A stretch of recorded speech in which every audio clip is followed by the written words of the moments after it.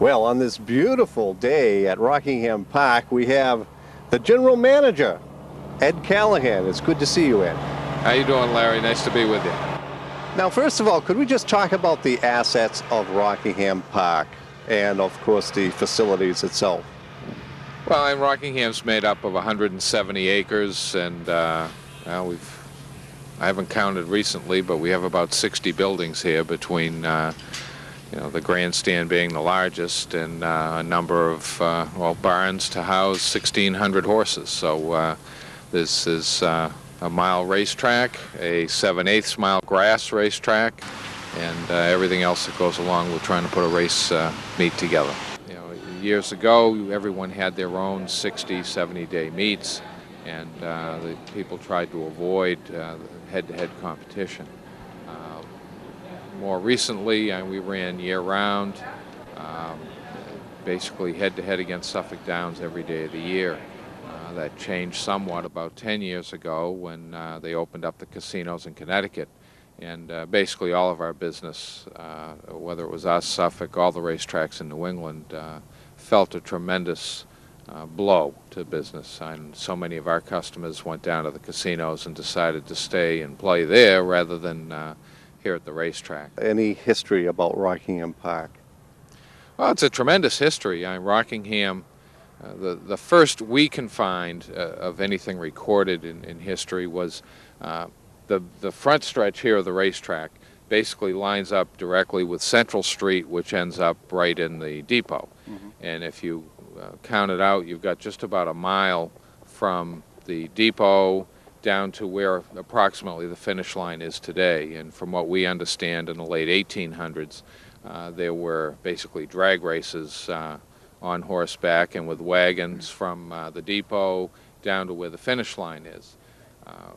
There were some people who came in from New York in 1906, and they saw the property and ended up putting in a mile racetrack, and horse racing began. The first official thoroughbred race was, I think it was June 28th of 1906. Mm-hmm. Harness racing, the beginnings of that were in 1912, I believe, when there was a Grand Circuit meet conducted here. There was it's used as an airport at times. One of the first airmail deliveries was done from between here and Lawrence, Mass. They bivouacked here during World War I. They held the Rockingham County Fairs here in the teens. And then Lou Smith apparently showed up for some auto racing actually in I think it was 1930, and decided this would be a great place for a horse track again. And although it wasn't legal, they tried to meet and were shut down quickly. And they ultimately passed legislation in '33 and ran the first legal official thoroughbred meet with wagering in 1933. And it continued right up until the fire in 1980 with thoroughbred and harness racing. And they had a 3-year the 3 years that it was closed, trying to find someone who would reopen it as a racetrack, which was not easy at the time. And Rockingham Venture Inc., ultimately with Eddie Keelan, Doc and Joe Carney and Max Hugel, ultimately bought the property and returned racing in May of 1984. We've sought legislation for video gaming, video lottery for over 10 years. And our legislature has decided that's not something that they want to do, apparently. We're going to keep fighting and keep trying to do that because we feel that can save, this racetrack as a racetrack and make this property much more useful to the state and to the town.